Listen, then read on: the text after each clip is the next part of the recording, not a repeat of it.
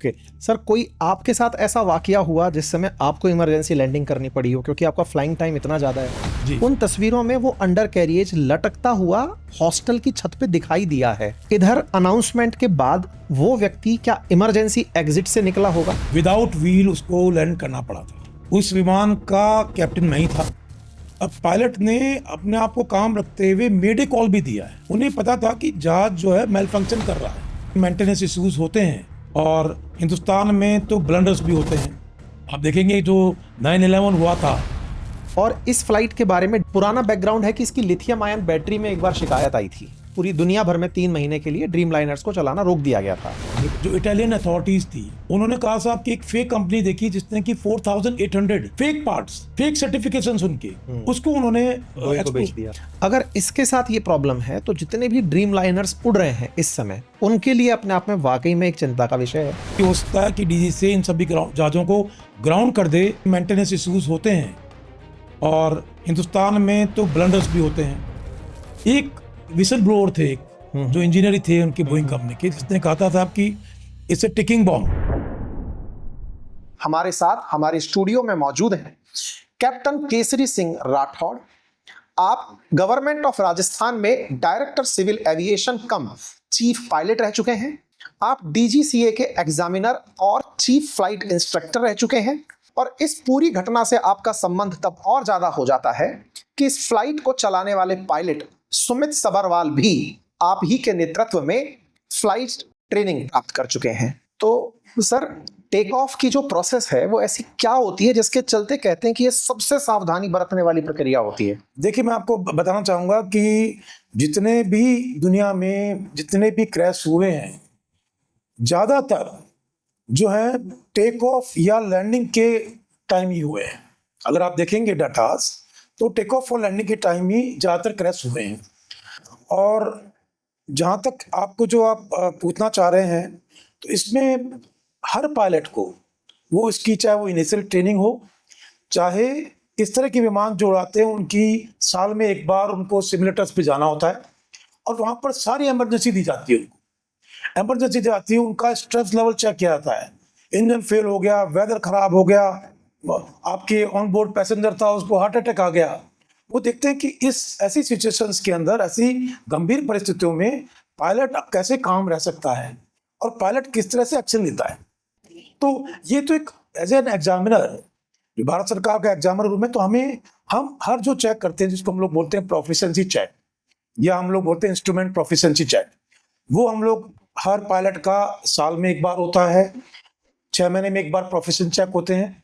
उसके अंदर हम लोग ये देखते हैं कि जो जैसे कि टेक ऑफ से पहले जो हम लोग बोलते हैं कि जब जहाज रोल करना शुरू करता है टेक ऑफ के लिए, तो उससे पहले एक स्पीड होती है हमारी जिसको हम लोग बोलते हैं V1, that is your decision speed.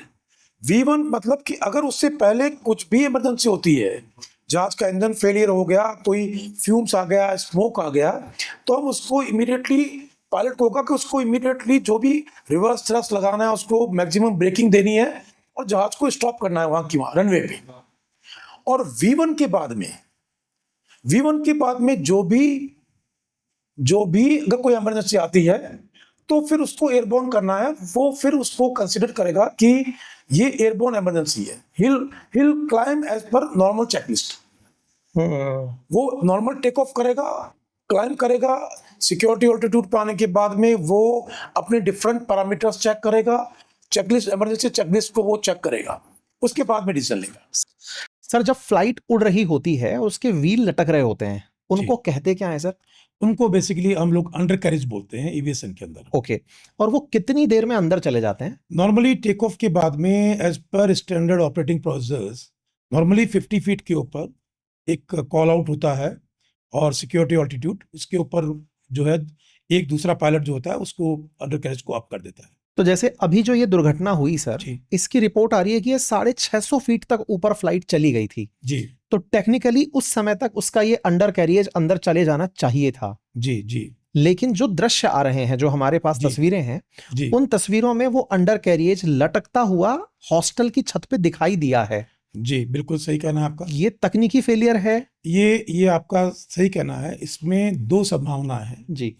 एक संभावना ये है कि क्योंकि पायलट को हो सकता है कि पायलट को जस्ट एयरबोर्न होते ही, टेक ऑफ करते ही उससे ये रियलाइज हो गया होगा कि जहाज जो है वो प्रॉपर थ्रस्ट जो है, या इंजन में कोई खराबी आ गई है, या उसके सामने इंडिकेशन कोई आ रहा होगा।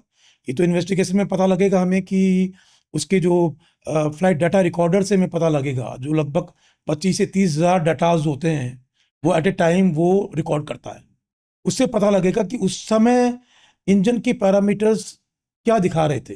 तो एक संभावना ये है कि जो पायलट है उसने जस्ट आफ्टर एयरबॉर्न उसने ये फील कर लिया हो कि इमरजेंसी आ गई है। उस केस के अंदर उसको अंडर कैरेज को अप नहीं करेगा। ओके। जो पहियों को अंदर जो हाँ। ले जाने की प्रक्रिया है, हाँ। रिट्रैक्शन जो है वो नहीं करेगा वो।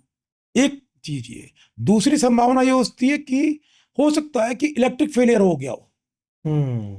इलेक्ट्रिक फेलियर होने की अंडर कैरेज ले ही नहीं पा रहा। कंडीशन में भी नहीं होती। और लेकिन क्योंकि ये सब टेक ऑफ के, मुझे जहां तक लगता है टेक ऑफ के मुश्किल से, मुझे लगता नहीं कि 40 to 50 सेकंड्स, मैक्सिमम 90 सेकंड्स का खेल रहा होगा।